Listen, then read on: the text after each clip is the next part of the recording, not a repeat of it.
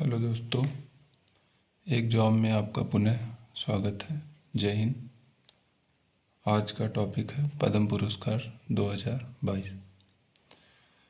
पद्म पुरस्कार से पहले भारत रत्न पुरस्कार भारत का सर्वोच्च नागरिक सम्मान है। उसके बाद पद्म पुरस्कारों की बात आती है और पद्म पुरस्कारों में पद्म विभूषण दूसरे नंबर का भारत का सर्वोच्च नागरिक सम्मान है, पद्म भूषण तीसरे नंबर का और पद्मश्री चौथे नंबर का। पद्म पुरस्कार 1954 से दिए जाते हैं और ये 3 श्रेणियों में दिए जाते हैं, जो कि पद्म विभूषण, पद्म भूषण और पद्मश्री हैं। पद्म विभूषण असाधारण और विशिष्ट सेवा के क्षेत्र में दिया जाता है। पद्म भूषण उत्कृष्ट कोटि की विशिष्ट सेवा के लिए दिया जाता है। पद्मश्री किसी भी क्षेत्र में विशिष्ट सेवा के लिए दिया जाता है। 2 इम्पॉर्टेंट फैक्ट हैं। 26 जनवरी गणतंत्र दिवस पर इन पुरस्कारों की घोषणा की जाती है तथा मार्च और अप्रैल माह में ये राष्ट्रपति द्वारा राष्ट्रपति भवन में दिए जाते हैं। पद्म पुरस्कार 2022 में कुल 128 लोगों को पद्म पुरस्कार के लिए नामित किया गया है। इसमें से पद्म विभूषण 4 लोगों को, पद्म भूषण 17 लोगों को और पद्मश्री 107 लोगों को, कुल 128 लोगों को ये पुरस्कार दिए जाएंगे मार्च और अप्रैल माह में। अब एक बात आपको मैं पहले ही बताना चाहूँगा, हो सकता है क्लियरिटी थोड़ा कम आए, बट आप क्लियरिटी से ज़्यादा कंटेंट पे ध्यान दीजिएगा।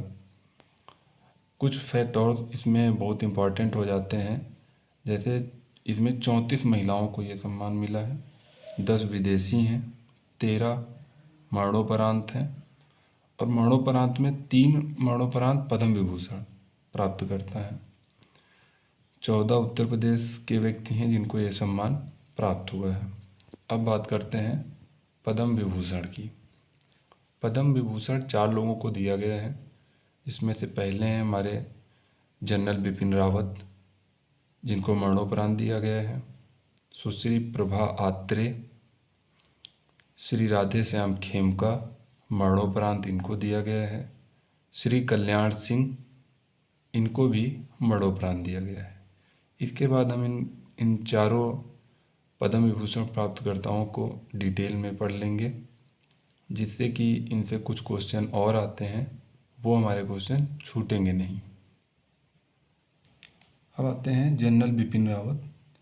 इनको मरणोपरांत ही मिला। सर्वप्रथम तो ये बात जाननी ज़रूरी है। आप लोगों से एक क्वेश्चन है, ऐसा कौन सा पुरस्कार है जो मरणोपरांत नहीं दिया जाता? बहुत चर्चित, बहुत बड़ा पुरस्कार है, ये आप लोगों को कमेंट बॉक्स में बताना है। इनको सिविल सर्विसेज या सिविल सर्विस के लिए यह पुरस्कार दिया गया। जनरल बिपिन रावत सेना प्रमुख रहे हैं 2016 से 2019 तक। फिर तीसरा पॉइंट है, 1 जनवरी 2020 को ये देश के प्रथम CDS बने, chief of defence staff. Pauri Garhwal Uttarakhand में इनका जन्म हुआ। पौड़ी गढ़वाल उत्तराखंड में इनका जन्म हुआ था। 8 दिसंबर 2021 को कुन्नूर, जो कि तमिलनाडु में पड़ता है, वहीं पे हेलीकॉप्टर दुर्घटना में इनकी मृत्यु हो गई थी। इनके साथ इनकी पत्नी थी और 12 लोग और थे। बहुत ही दर्दनाक हादसा हुआ। उसमें एक रूस से बना हुआ हेलीकॉप्टर था जिसका नाम Mi-17V5, मेड इन रसिया। हो सकता है आपसे कभी ये इस जहाज़ का या इस हेलीकॉप्टर का नाम पूछ दें। फिर दूसरे नंबर पे आते हैं सुश्री प्रभा अत्रे। प्रभा अत्रे को कला के क्षेत्र में ये पुरस्कार दिया गया। पूर्व में इनको पद्म भूषण और पद्मश्री सम्मान भी दिया जा चुका है।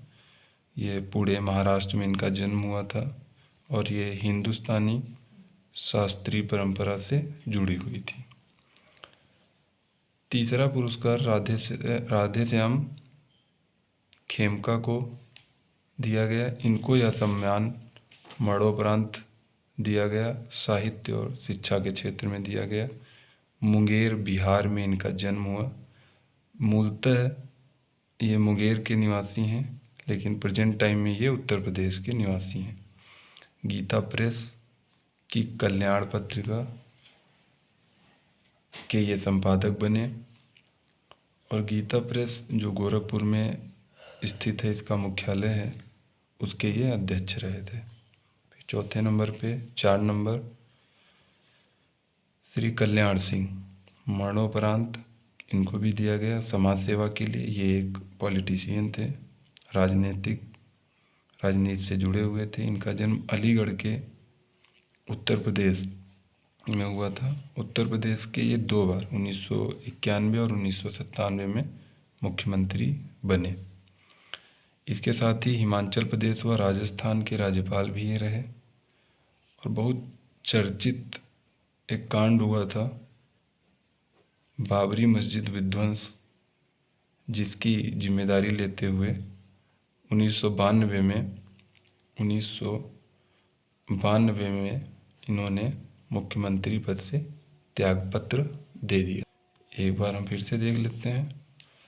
4 लोगों को पद्म विभूषण पुरस्कार मिला। जनरल बिपिन रावत को मरणोपरांत, सुश्री प्रभात्रे ये अभी जीवित हैं कला के क्षेत्र में, राधेश्याम खेमका और श्री कल्याण सिंह को मरणोपरांत दिया गया। इसके बाद आते हैं पद्म भूषण। ये भारत का तीसरा सर्वोच्च नागरिक सम्मान है। ये 17 लोगों को दिया गया। इसमें से कुछ ऐसे हैं जो हमको याद करने हैं, क्योंकि एक जॉब का एक उद्देश्य ही है कि टू द पॉइंट पढ़ना है। जो भी पढ़ना है आपको बहुत ज़्यादा नहीं पढ़ना है, इतना पढ़ना है जितना आपको याद रहे, जितना एग्ज़ाम पॉइंट ऑफ व्यू से ज़रूरी है। चलिए पढ़ते हैं। 17 में हम 7-8 देख लेते हैं और वो आपको याद भी करा देंगे। तो पहले हैं गुलाम नबी आज़ाद। ये कांग्रेस के एक राजनेता हैं जो राज्यसभा में विपक्ष के नेता थे, जिनको ये सम्मान दिया गया है। फिर देवेंद्र झाझरिया, ये पैरालंपिक खेलों से जुड़े हुए हैं और ये भाला फेंक हैं। इनको एक बार स्वर्ण पदक विजेता भी रहे हैं, कांस्य पदक विजेता भी रहे हैं। तीसरे नंबर पे महत्वपूर्ण है राजीव महर्षि। ये नियंत्रक एवं महालेखा परीक्षक रह चुके हैं। 1978 बैच के ये IAS अधिकारी हैं, सिविल सर्विस से जुड़े हैं ये। फिर इसके बाद आता है सत्य नडेला। ये CEO हैं माइक्रोसॉफ्ट के। फिर सुंदर पिचाई या सुंदराजन पिचाई, ये CEO हैं अल्फ़ाबेट एक गूगल की पेरेंटल कंपनी है। फिर इसके बाद Cyrus Poonawalla, serum institute of India के प्रमुख हैं ये, इनको ये मिला पुरस्कार। और सीरम इंस्टीट्यूट ऑफ इंडिया ने ही कोविशील्ड, जिसने भारत में कोरोना के काल में बहुत ही मददगार साबित हुई, कोविशील्ड का निर्माण किया। तो क्वेश्चन ये भी पूछा जा सकता है, कोविशील्ड का निर्माण किसने किया? तो सीरम इंस्टीट्यूट ऑफ इंडिया ने। फिर इसके बाद कृष्णा एला और सुचित्रा एला, ये भारत बायोटेक कंपनी के चेयरमैन और MD हैं। ये तेलंगाना में है और इसका मुख्यालय हैदराबाद में है। मुख्यालय भारत बायोटेक कंपनी ने बनाई थी कोवैक्सीन कोविड-19 के लिए। अभी एक और क्वेश्चन बहुत चर्चित रहा है, Oxford 2021 word of year year, तो वो वैक्स शब्द को ऑक्सफोर्ड ऑफ द ईयर 2021 घोषित किया गया है। वैक्स का मतलब होता है गाय, और वैक्स का एक और अर्थ ये कह सकते हैं कि वैक्स मतलब कोई दवा किसी माध्यम से दूसरे के शरीर में पहुंचाई गई हो। फिर इसके बाद कोई खास नहीं है, आपको यही पढ़ना है। गुलाम नबी आज़ाद, देवेंद्र झाझरिया, राजीव महर्षि, सत्य नडेला, सुंदर राजन पिचाई, साइरस पूनावाला। कृष्णा एला और सुचित्रा एला भारत बायोटेक कंपनी चेयरमैन। ये एक तो point of view Padma Bhushan पुरस्कार, दूसरे ये भारत बायोटेक कंपनी कृष्णा एला और सुचित्रा एला। Serum institute of India Cyrus Poonawalla, और इन्होंने कोविशील्ड बनाई थी। सीरम इंस्टीट्यूट ऑफ इंडिया, इसका मुख्यालय पुणे महाराष्ट्र में है। और कृष्णा एला और सुचित्रा एला Bharat biotech company chairman MD Telangana. इसके बाद विक्टर बनर्जी कला के क्षेत्र से। गुरमीत बाबा पंजाबी लोक गायक हैं। बुद्धदेव भट्टाचार्य पश्चिम बंगाल के पूर्व CM। और एक खास बात, बुद्धदेव भट्टाचार्य इन्होंने पुरस्कार लेने से इनकार कर दिया। इसकी वजह क्या रही अभी ये क्लियर नहीं है। स्वामी सच्चिदानंद साहित्य और शिक्षा से जुड़े हैं। वशिष्ठ त्रिपाठी साहित्य और शिक्षा से जुड़े हैं। नटराजन चंद्रशेखरन वाणिज्य और उद्योग से जुड़े हैं। मधुर जाफरी ये एक अभिनेत्री हैं। राशिद खान ये एक आर्ट से जुड़े हैं, कला से जुड़े हैं। संजय राजाराम विज्ञान और इंजीनियरिंग से जुड़े हैं। प्रतिभा रे साहित्य और शिक्षा से। आपसे सारे नहीं पूछेंगे, बस इतना पूछा जाएगा। ज़्यादा से ज़्यादा क्वेश्चन आएगा पद्म भूषण कितने लोगों को मिला, 17 लोगों को। बाकी पूछ सकते हैं कौन किस क्षेत्र से जुड़े हुए हैं। तो आप गुलाम नबी आज़ाद, देवेंद्र झाझरिया, राजू महर्षि, सत्य नडेला, सुंदराजन पिचाई, साइरस पूनावाला और कृष्णा एला और सुचित्रा एला, ये 7 आपको याद रखने हैं। इसके बाद आ जाते हैं हम पद्मश्री। पद्मश्री चौथे नंबर का सर्वोच्च सम्मान है। ये 107 लोगों को दिया गया है। इसमें भी कुछ खास हैं जो हमको पढ़ने हैं, 8-10, इससे ज़्यादा हमारे एग्ज़ाम में नहीं आएंगे। सबसे पहला Neeraj Chopra, golden boy, javelin thrower हैं ये। इन्होंने स्वर्ण पदक जीता है, आप सभी को पता है, हमें इन पर गर्व है। और ये याद रखना है आपको, 87.58 मीटर इन्होंने भाला फेंका था। और इन्हें अभी हाल ही में 2022 में लॉरेंस वर्ल्ड ब्रेक थ्रू ऑफ द ईयर अवार्ड 2022 के लिए नामित किया गया है। इन्हीं के नाम पे 7 अगस्त को जेवलिन डे मनाया जाता है,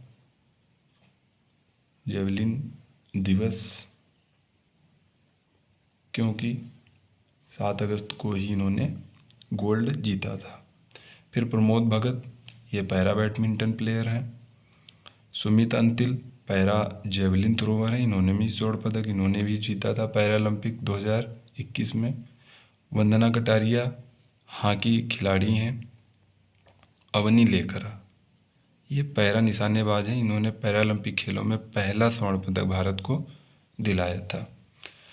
सोनू निगम ये गायक हैं, आप सभी लोग जानते हैं, बहुत ही मधुर वाणी के ये मालिक हैं। JK बजाज साहित्य और शिक्षा से संबंधित हैं। शिवानंद ये आपको याद रखने हैं, 2 बहुत इम्पोर्टेंट हैं। शिवानंद योग से जुड़े हैं और ये उत्तर प्रदेश के हैं। शिवनाथ मिश्रा को कला के क्षेत्र में दिया गया, ये भी उत्तर प्रदेश के हैं। डॉक्टर कमलाकर त्रिपाठी चिकित्सक हैं, ये वाराणसी के हैं मूलतः, और यूपी जो कि यूपी में पड़ता है, इनको ये पुरस्कार दिया गया है। आज के लिए बस इतना ही। अगर आपको कंटेंट अच्छा लगे तो आप इसको शेयर करें और ज़्यादा से ज़्यादा आप इसका लाभ उठा सकें।